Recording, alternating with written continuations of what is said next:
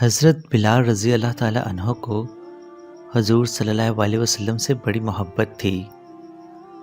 حضور صلی اللہ علیہ وسلم کا وصال ہو گیا تو آپ رضی اللہ تعالیٰ عنہ مدینہ کی گلیوں میں یہ کہتے پھرتے کہ لوگوں، تم نے کہیں رسول اللہ کو دیکھا ہے؟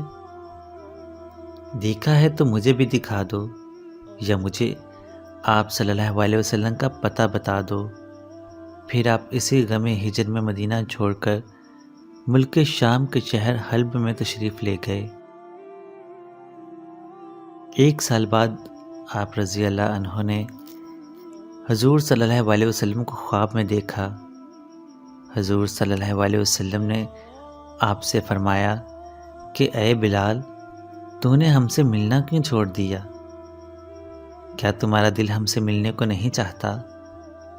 حضرت بلال یہ خواب دیکھ کر لبیک یا سیدی، اے آقا، غلام حاضر ہے، کہتے ہوئے اٹھے اور اسی وقت رات ہی کو اونٹنی پر سوار ہو کر مدینے میں چل پڑے۔ رات دن برابر چل کر مدینہ منورہ میں داخل ہوئے۔ حضرت بلال سیدھے پہلے مسجد نبوی پہنچے اور حضور کو ڈھونڈا، مگر حضور کو نہ دیکھا۔ پھر حجروں میں تلاش کیا، جب وہاں نہ ملے تب مزار انور پر حاضر ہوئے اور رو کر عرض کیا، یا رسول اللہ، حلب سے غلام کو یہ فرما کر بلایا کہ ہم سے مل جاؤ۔ اور جب بلال زیارت کے لیے حاضر ہوا تب حضور پردہ میں چھپ گئے۔ یہ کہہ کر آپ بے ہوش ہو کر قبر انور کے پاس گر گئے۔ بہت دیر بعد جب آپ کو ہوش آیا تو لوگ قبر انور سے اٹھا کر باہر لائے۔ اس عرصہ میں بلال رضی اللہ عنہ کے آنے کا سارے مدینہ میں غل ہوا کہ آج رسول اللہ صلی اللہ علیہ وسلم کے مؤذن بلال آئے ہیں۔ سب نے مل کر بلال رضی اللہ عنہ سے درخواست کی کہ اللہ کے لیے ایک دفعہ وہ اذان سنا دو جو حضور صلی اللہ علیہ وسلم کو سناتے تھے۔ بلال فرمانے لگے، دوستو، یہ بات میری طاقت سے باہر ہے، کیونکہ جب حضور کی اس دنیاوی زندگی میں اذان کہا کرتا تھا تو جس وقت اشہد ان محمد رسول اللہ کہتا تھا تو رسول اللہ صلی اللہ علیہ وسلم کو سامنے آنکھوں سے دیکھ لیتا تھا۔ اب بتاؤ کہ کیسے دیکھوں گا؟ مجھے اس خدمت سے معاف رکھو۔ یہ چند لوگوں نے اصرار کیا، مگر حضرت بلال نے انکار ہی کیا۔ بعض صحابہ کی یہ رائے ہوئی کہ بلال کسی کا کہنا نہ مانیں گے، تم کسی کو بھیج کر حضرت حسن و حسین رضی اللہ تعالی عنہ کو بلا لاؤ۔ اگر وہ آ کر بلال سے اذان کی فرمائش کریں گے تو بلال ضرور مان جائیں گے، کیونکہ حضور کے اہل بیت سے بلال کو عشق ہے۔ یہ سن کر ایک صاحب جا کر حضرت حسن و حسین کو بلا لائے۔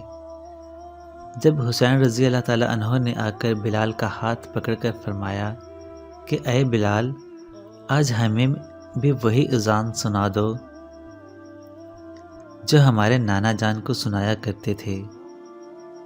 حضرت بلال نے امام حسین رضی اللہ تعالی عنہ کو گود میں اٹھا کر کہا، تم میرے محبوب کے کلیجہ کے ٹکڑے ہو، نبی کے باغ کے پھول ہو، جو کچھ تم کہو گے منظور کروں گا، تمہیں رنجیدہ نہ کروں گا کہ اس طرح حضور کو رنج پہنچے گا۔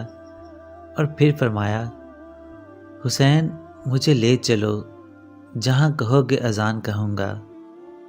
حضرت حسین رضی اللہ عنہ نے حضرت بلال رضی اللہ عنہ کا ہاتھ پکڑ کر آپ کو مسجد کی چھت پر لا کھڑا کر دیا۔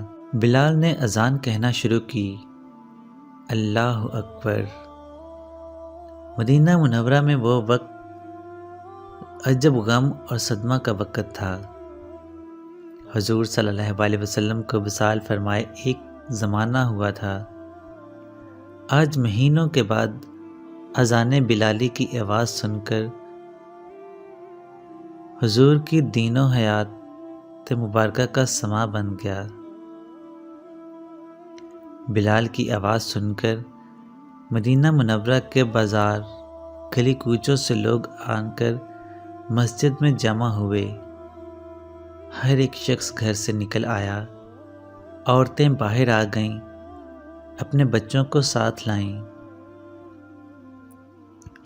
جس وقت بلال نے اشہد ان محمد رسول اللہ منہ سے نکالا، ہزار چیخیں ایک دم نکلیں۔ اس وقت رونے کا کوئی ٹھکانہ نہ تھا۔ عورتیں روتی ہیں، ننھے منھے بچے اپنی ماؤں سے پوچھتے ہیں کہ تم بتاؤ کہ بلال مؤذن رسول اللہ صلی اللہ علیہ وسلم تو آ گئے، رسول اللہ صلی اللہ علیہ وسلم مدینہ کب تشریف لائیں گے؟ حضرت بلال نے جب اشہد ان محمد رسول اللہ منہ سے نکالا اور حضور کو آنکھوں سے نہ دیکھا تو حضور کے غم ہجر میں بے ہوش ہو کر گر گئے اور بہت دیر کے بعد ہوش میں آ کر اٹھے اور روتے ہوئے ملک شام میں واپس چلے گئے۔